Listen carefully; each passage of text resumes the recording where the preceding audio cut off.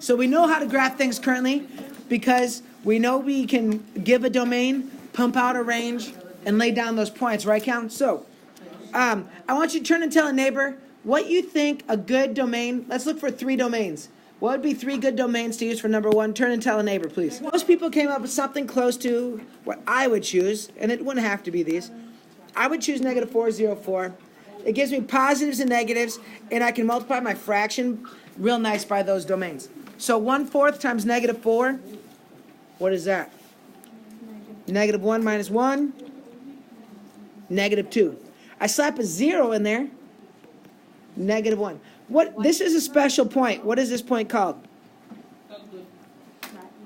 We've been working on it. The y-intercept, guys. And the reason that, the reason that works is when domain x is 0, you're going to always be on this y-axis. So if x is 0, what happens to the mx term every time that x is 0? What happens to this whole term if x is 0? It's gone, right? That's why this is always going to be the y-intercept, because when x is 0, that number is left. All right, anyway, let's do the 4. 1/4 of 4 is 1 minus 1. So here are my points. Negative 4, negative 2, 0, negative 1,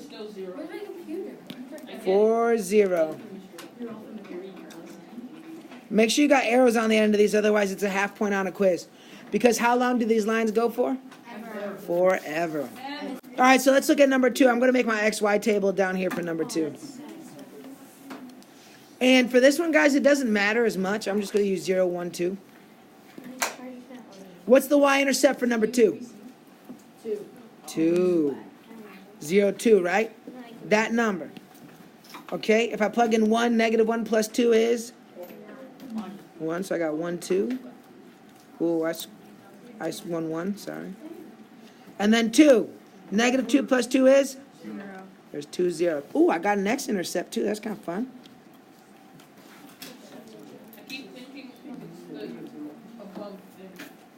All right, so there's that line. So, in terms of difficulty so far, super difficult? No, but there's an easier way. What? And a much faster way. And I am going to enlighten you. To get us started for this new and improved, more efficient way, I'm going to ask you a question. Well, first of all, how many points do we need to graph a line? 3. Yeah, so we would need 2 points to graph a line, right? And why do we need 2? Why can't we just use 1? Yeah, how many lines could go through a single point? Infinite, right? So we need 2 points. This, if we have an equation right now in slope-intercept form, how many points do we know? How many points do we know? So some people are saying 2. Please tell me that. Infinite, because you can do it with any number. Well, it would pump out infinite points. But how many points does the equation tell us? 1 point. So we know 1 point, right? The y-intercept. The y-intercept is a specific spot. So for number 3, what's the specific point I know just by looking at the equation? 0, 1, right? The y-intercept right here is 1. I know for a fact my line has to go through that point, and I can tell by just looking at the equation, right? Everybody good on that? Okay. So what's the other piece of information I have from the equation? I know the slope. And what is the slope of this line? 1. What does the slope tell me? Yeah, but what does slope mean? What does slope tell me? The steepness. The steepness, or the ratio of what to what? What's it the ratio of? Rise over 1. Or how does it change on the y over how does it change on the x? So how should my y change? If I have a slope of 1, what's the change in y?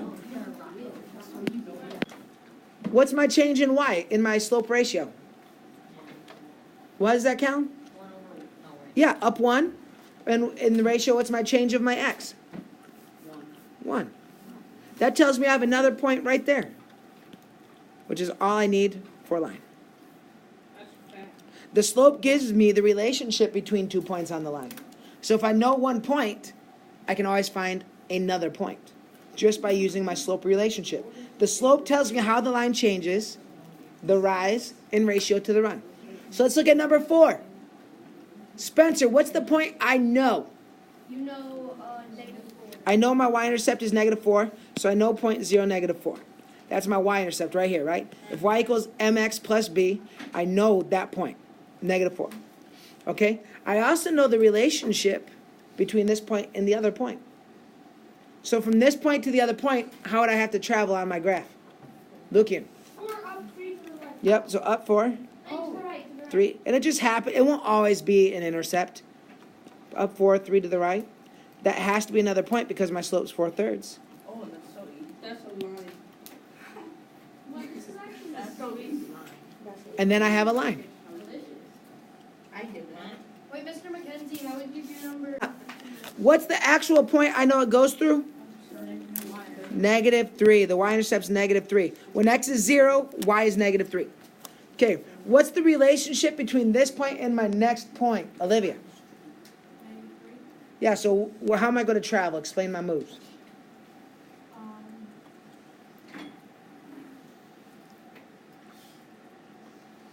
Like, give me my rise and then my run, maybe.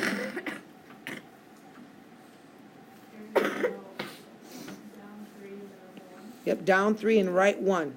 That'll give me a slope of -3 from point to point. And that is all I need to graph a line.